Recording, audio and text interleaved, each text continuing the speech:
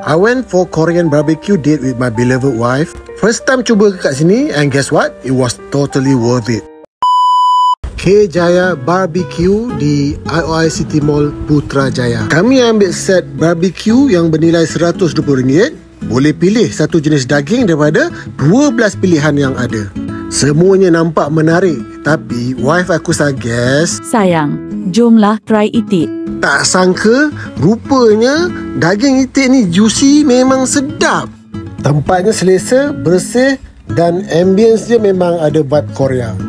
Kalau korang yang tengah plan nak try Korean barbecue atau memang penggemar makanan Korea, aku sangat recommend K Jaya Barbecue ni.